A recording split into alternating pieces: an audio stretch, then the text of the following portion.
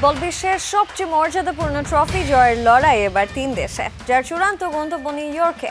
বিশ্বমঞ্চের এই মহা উন্মাদনার প্রতিটি মুহূর্তের রোমাঞ্চ ও ম্যাচের খবরাখবর আপনাদের কাছে পৌঁছে দিতে যেমন টেলিভিশনের বিশেষ আয়োজন রোড টু নিউ ইয়র্ক। বিশ্বকাপ জুড়ে হতে যাওয়া এই আয়োজনের অংশ হিসেবে থাকছে আমি সঞ্জনা আইভি।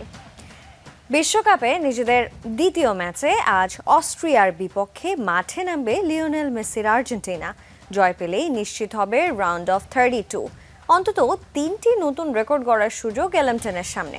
জয় দিয়ে পরের পর্ব নিশ্চিত করতে চায় অস্ট্রিয়াও। ম্যাচ শুরু হবে বাংলাদেশ সময় রাত 11টায়। যুক্তরাষ্ট্র থেকে আরও জানাচ্ছেন সহকর্মী মুজরিবেন তারেক। কোনো খেলাই সহজ নয়, কিন্তু আর্জেন্টিনা এটাকে একদম সহজ বানিয়ে ছেড়েছে। উক্তিটি ডাচ তারকা ভার্জিল ফন ডাইকের। মেসির হ্যাট্রিকে আলজেরিয়ার বিপক্ষে উড়ন্ত সূচনা পাওয়া আলবিসেলেস্তেরা এভাবেই সমীহ আদায় করে নিয়েছে প্রতিপক্ষ শিবিরের। অস্ট্রিয়ার বিপক্ষে নিশ্চিত ফেভারিট হিসেবেই মাঠে নামবে বর্তমান বিশ্ব চ্যাম্পিয়নরা। তারপরও সতর্কতার কমতি নেই কোচ লিওনেল স্কালোনির, বিশেষ করে ডিফেন্স লাইনে। মন্তিয়ালের ইনজুরি দরজা উন্মুক্ত করেছে মলিনার। ফিট হয়ে উঠেছেন তাগলিয়াফিকো। সঙ্গে রোমেরো ও তামেন্দিরা প্রস্তুত থাকলেও চিন্তায় ফেলেছে প্রতিপক্ষের দীর্ঘদেহী আক্রমণ ভাগ। পল, ম্যাকঅ্যালিস্টার, এনজো ফার্নান্দেজদের মিডফিল্ড স্বস্তি দিলেও উইং নিয়ে দুশ্চিন্তা কম নয়। আলমাদা নাকি গঞ্জালেস, কে হবেন ত্রাতা? আর আক্রমণ ভাগে মেসি বোতলবন্দি হলে হাল ধরবেন কে? মার্তিনেজ নাকি আলভারেজ? সে সমীকরণ মেলাতে হবে স্কালোনিকেই। সব মিলে জমাট লড়াইয়ের অপেক্ষায় আলবিসেলেস্তারা। Bueno, Austria es un rival difícil. দেখুন, অস্ট্রিয়া কিন্তু বেশ শক্ত প্রতিপক্ষ। ওদের দলে কিছু দারুণ খেলোয়াড় আছে, ওরা প্রেসিং ভালো করে, সরাসরি আক্রমণাত্মক ফুটবলটাই খেলে। ওদের কোয়ালিফাইং রাউন্ডটাও দুর্দান্ত কেটেছে, আর আমরা দেখেছি যে ওরা সমীহ করার মতোই একটা দল। তাই ম্যাচটা আমাদের জন্য বেশ কঠিনই হতে যাচ্ছে। Así que será un partido complicado. 1998 সালের পর আবারও বিশ্বকাপে অস্ট্রিয়া। দারুণ ছন্দে থাকা ইউরোপের দেশটি নিজেদের প্রথম ম্যাচে উড়িয়ে দিয়েছে জর্ডানকে। কথার লড়াইয়ে মেসির আর্জেন্টিনাকে রুখে দিতে কার্পণ্য করছে না দেশটির ফুটবলাররা। রোমানো সমিদ ও অভিজ্ঞ মার্কো আর্নাউতোভিচ হবেন মূল ভরসা। আর আর্জেন্টিনার শক্তিশালী আক্রমণ ভাগকে রুখে দিয়ে কাউন্টার অ্যাটাকে ম্যাচ বের করে নেওয়ার চেষ্টা থাকবে র্যাঙ্কিং এর 21 নম্বর দলটির। অবশ্যই ওদের দলে হয়তো সর্বকালের সেরা ফুটবলারটি রয়েছে, তবে আমাদের প্রমাণ করতে হবে যে আমরা এই বিশ্বকাপের অন্যতম সেরা এবং শক্তিশালী একটা দল। আর এটা করতে হলে আমাদের কৌশলগতভাবে ভালো মানের ফুটবল খেলতে হবে। সেই সাথে মাঠের লড়াইয়ে আমাদের নিজেদের সেরাটা উজাড় করে দিতে হবে। বিশ্বকাপে দু দলের এটি প্রথম লড়াই। এর আগে 2 ম্যাচে মুখোমুখি হয় আর্জেন্টিনা ও অস্ট্রিয়া, যার একটিতে ড্র করলেও অপরটি 5-1 গোলে জিতে নেয় আকাশী নীলরা। ডালাসের এই AT&T স্টেডিয়ামে অনুষ্ঠিত হবে যে গ্রুপের সবচেয়ে হাই ভোল্টেজ ম্যাচ। আর্জেন্টিনা যদি অস্ট্রিয়াকে এই ম্যাচে হারিয়ে দেয় এবং আলজেরিয়া যদি জর্ডানের কাছে হেরে যায়, তবে গ্রুপ চ্যাম্পিয়ন হয়ে রাউন্ড অফ 32-তে পা রাখবে আলবিসেলেস্তারা। অপরদিকে অস্ট্রিয়া যদি আর্জেন্টিনাকে হারিয়ে দেয় এবং জর্ডান যদি আলজেরিয়ার কাছে হেরে যায়, তাহলে 28 বছর পর বিশ্বকাপে ফেরাটা রঙিন হবে অস্ট্রিয়ার। গ্রুপ চ্যাম্পিয়ন হয়ে তারা পা রাখবে রাউন্ড অফ 32-তে। মুজরিবিন তারেক, যমুনা স্পোর্টস, ডালাস, যুক্তরাষ্ট্র। বাংলাদেশের প্রথম 5G AI ইনভার্টার যুক্ত সর্বোচ্চ বিদ্যুৎ সাশ্রয়ী যমুনা এয়ার কন্ডিশনার। আর্জেন্টিনা এবং অস্ট্রিয়া ম্যাচ নিয়ে বিস্তারিত সব আলোচনা করতে এই পর্যায়ে রোড টু নিউ ইয়র্কে আমার সঙ্গে যুক্ত হচ্ছেন আমার সহকর্মী এবং স্পেশাল করেসপন্ডেন্ট হাসিনুর রহমান। হাসিনুর, আর্জেন্টিনাকে নিয়ে সমর্থকদের তো অনেক বেশি হাই হোপস রয়েছে। একটু যদি তাদের সঙ্গে সুর মিলিয়েই বলতে চাই যে আজকের ম্যাচে জয় পাবে এবং পঞ্চম দল হিসেবে আর্জেন্টিনা যাচ্ছে রাউন্ড অফ 32-তে, এই কথাটা আসলে কতটুকু যৌক্তিক? আপনি যদি দলীয় শক্তি, ফর্ম এবং লিওনেল মেসি সবকিছুর কথা বিবেচনা করেন, সেক্ষেত্রে তো এটা ধরে নেওয়া যায় যে আর্জেন্টিনা এই ম্যাচে ফেভারিট এবং তারা বড় জয় পেয়ে পরের রাউন্ডে যাবে। তবে গ্রুপ পর্বে আমার মনে হয় অস্ট্রিয়াই তাদের সবচেয়ে কঠিন প্রতিপক্ষ এবং র্যাঙ্কিং এবং তাদের সাম্প্রতিক ফর্ম সব কিছুই সেটাই বলে এবং অস্ট্রিয়া দলটা কিন্তু খুব শক্তিশালী। তো আর্জেন্টিনা অবশ্যই ফেভারিট এই ম্যাচে, তাদের জয় পাওয়ারই কথা, তবে অতটাও সহজ হবে না আলজেরিয়ার বিপক্ষে যেভাবে তারা জিতেছে। সব কিছু মিলে একটু বিস্তারিত জানাবো এই ম্যাচে আর্জেন্টিনার সম্ভাব্য একাদশটা কেমন হতে পারে সেটিও একটু দর্শকদের জানাতে চাই। একাদশে একটি থেকে দুটি পরিবর্তন আসছে, একটি তো নিশ্চিত, দুটিও আসতে পারে। একটু দেখাতে চাই, আমাদের কাছে একটা সম্ভাব্য একাদশ আছে, সেটা একটু দেখাতে চাই। আর্জেন্টিনার একাদশে আর্জেন্টিনার সিস্টেমটা তো 4-4-2, তারা এই সিস্টেমেই খেলতে পছন্দ করে, কখনো আবার আক্রমণের স্বার্থে 4-4-3-তেও তারা কনভার্ট হয়ে যায়। এমিলিয়ানো মার্টিনেজ থাকবেন রাইট সাইডে, গতবার মন্ট্রিয়েল শুরু করেছিলেন লাস্ট ম্যাচে, সেই জায়গায় মলিনা শুরু করবেন এবং রোমেরো এবং মার্টিনেজ, লিসান্দ্রো মার্টিনেজের ডিফেন্স সেন্টার ব্যাকে জুটিটা থাকছে। সেই ক্ষেত্রে ফাকিন্দু মেদিনা, যিনি প্রথম ম্যাচে আসলে তেগলিফিয়াকোর বিকল্প হিসেবে সুযোগ পেয়েছিলেন, কিন্তু তিনি ভালো করায় আমি যতদূর আর্জেন্টাইন গণমাধ্যম থেকে জানতে পারছি তিনিই থাকছেন।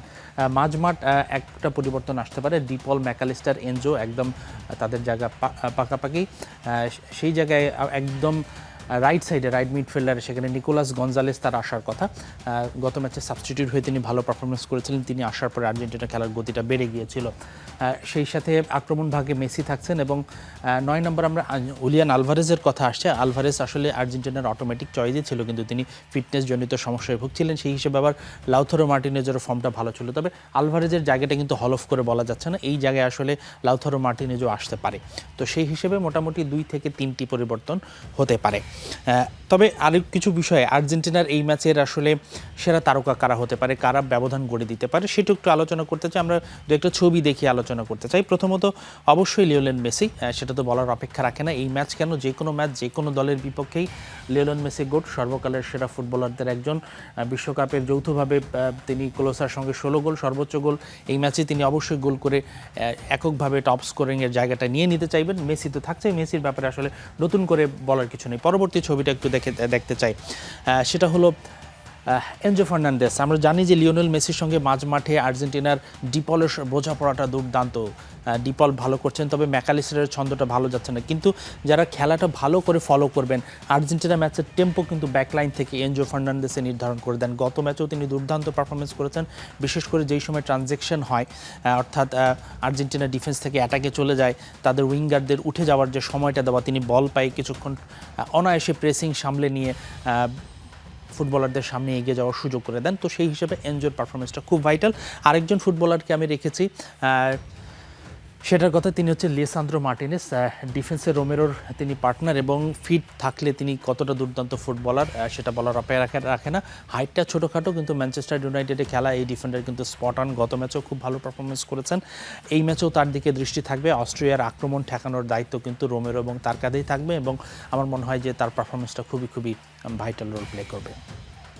একদমই তাই, আপনি বরাবরের মতোই আসলে যা যা প্রেডিকশন করে আসছিলেন এই শোতে এবং অলমোস্ট 98% আমরা বলতে পারি সেরকমটাই হচ্ছে। এবং এই ম্যাচেও আসলে আমরা এই আর্জেন্টিনার এই 3 যে প্লেয়ার রয়েছে, কি প্লেয়ার, তাদের দিকে আসলে নিশ্চয়ই সবার চোখ থাকবে। হাসিনুর, অস্ট্রিয়া দল কিন্তু আর্জেন্টিনার জন্য কতটা শক্তিমত্তা সেটা আপনি তো জানিয়েছেন, তারপরে যদি একটু জানতে চাই যে অস্ট্রিয়ার একাদশটা কেমন হতে পারে।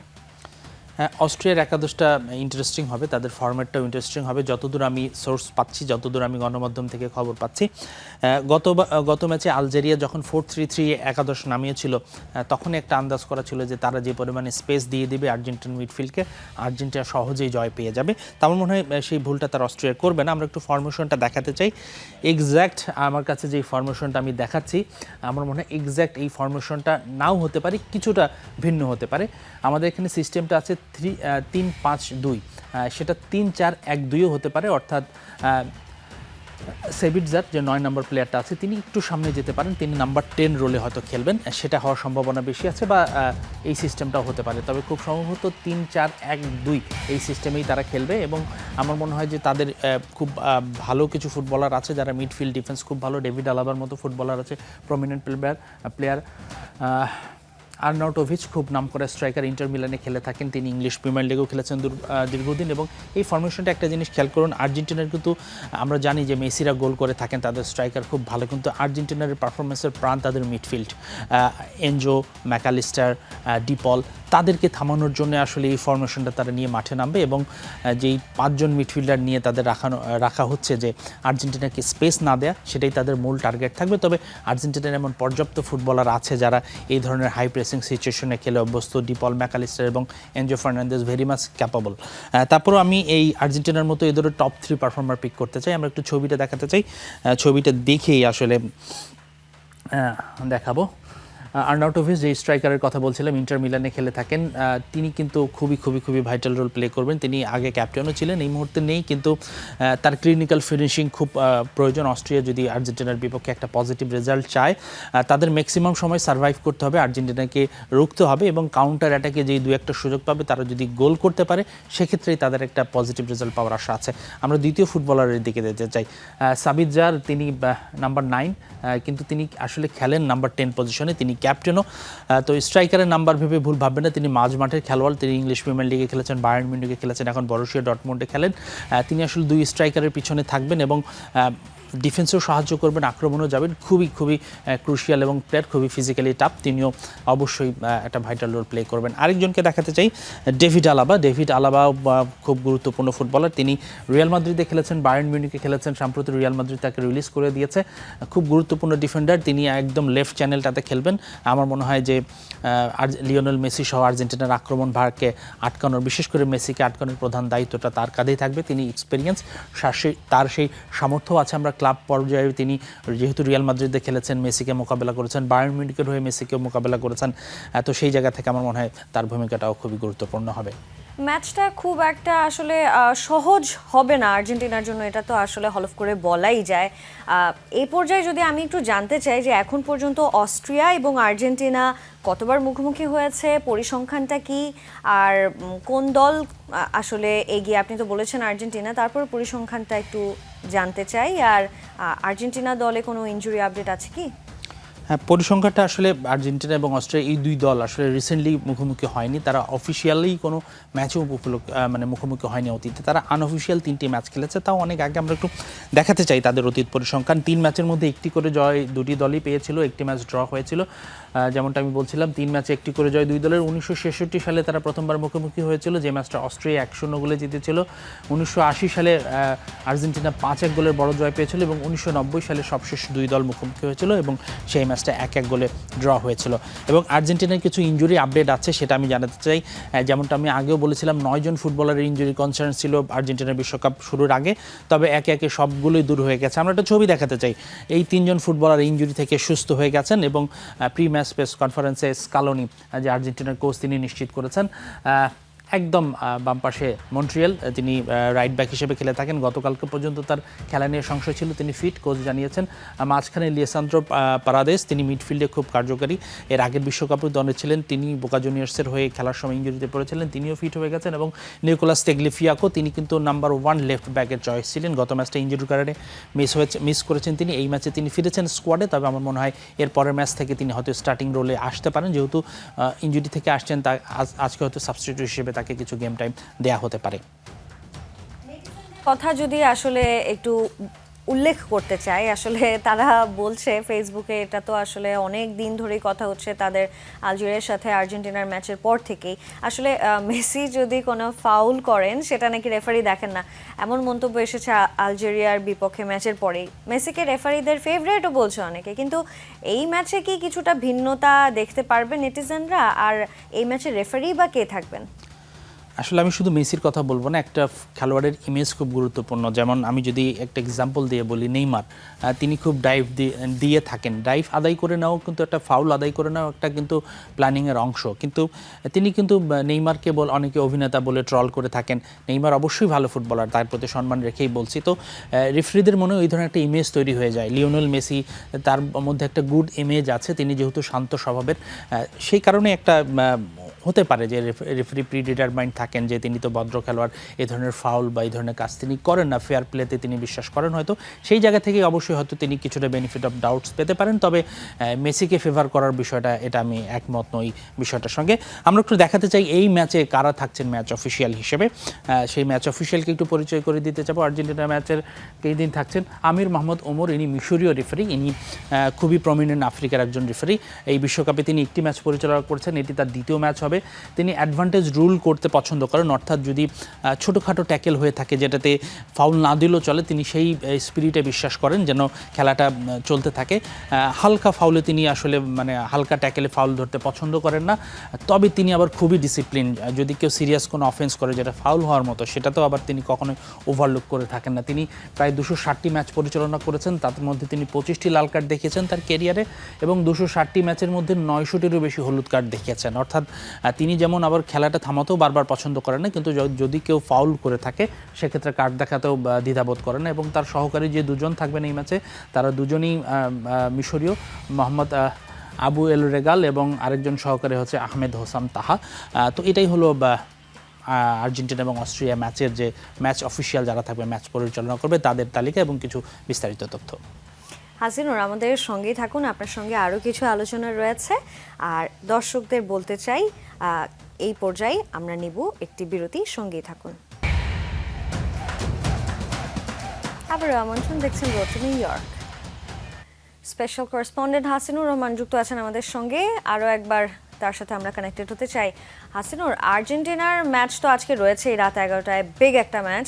আর এছাড়াও আর কোন দলের ম্যাচ রয়েছে কাল সকাল পর্যন্ত, এবং কোন কোন দলকে আপনি এগিয়ে রাখবেন?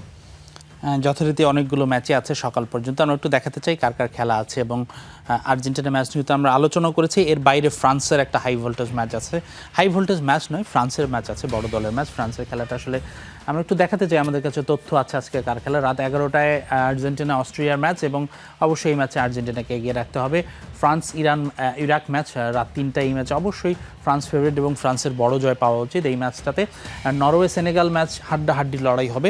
নরওয়ে খুব ভালো দল, সেনেগালও খুব ভালো দল। আমার মনে হয় যদি ফুটবলের সৌন্দর্য উপভোগ করতে চান, সকাল 6টায় এই ম্যাচটা আপনারা দেখতে পারেন। খুবই টাফ ফাইট হবে। তবে আমি নরওয়েকে কিছুটা এগিয়ে রাখবো আর্লিং হ্যাল্যান্ডের কারণে। জর্ডান আলজেরিয়া ম্যাচে আমার মনে হয় দুই দলই সমানই সমান, কে জিতবে বা ড্রও হতে পারে। এইখানে আসলে দুই দুর্বল দলের লড়াই, গ্রুপের সবচেয়ে দুর্বল দুই দল। তবে আজকে যেটা বলছিলাম যে আর্জেন্টিনা ম্যাচ যদি না থাকতো, ফ্রান্সের ম্যাচটার জন্যই সবার দৃষ্টি থাকতো, আকর্ষণ থাকতো। আমরা একটু ফ্রান্স ম্যাচ নিয়ে আলোচনা করতে চাই। ইরাক প্রতিপক্ষ হিসেবে আসলে ততটা ফাইট দিতে পারবে না, একটু দেখাতে চাই ফ্রান্সের একাদশ কেমন হতে পারে।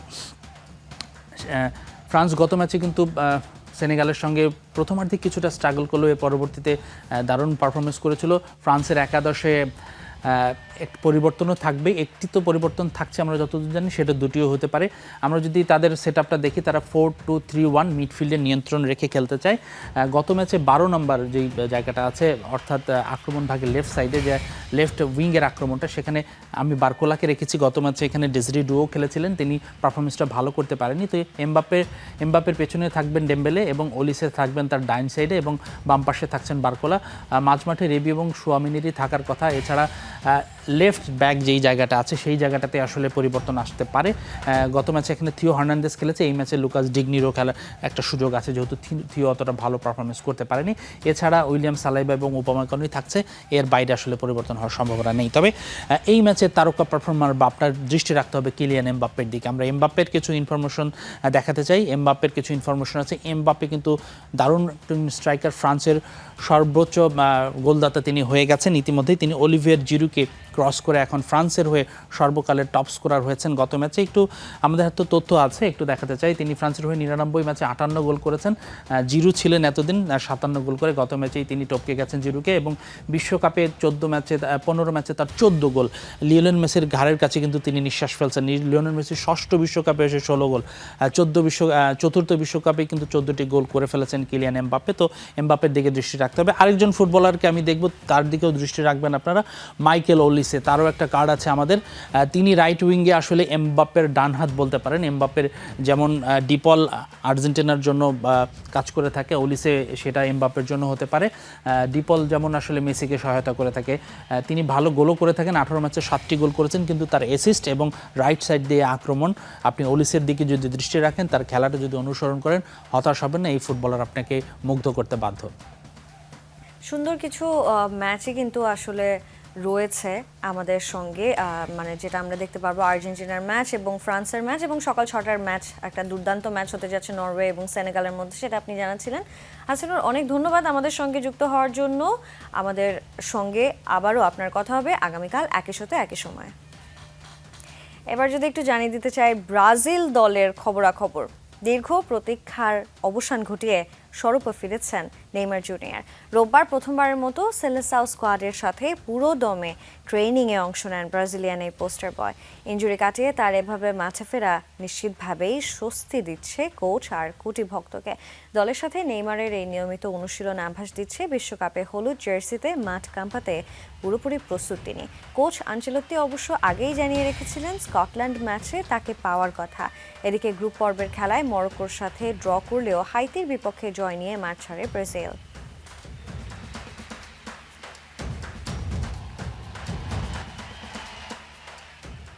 আর এই ছিল আজকের রোড টু নিউ ইয়র্কে। এতক্ষণ সঙ্গে থাকার জন্য সবাইকে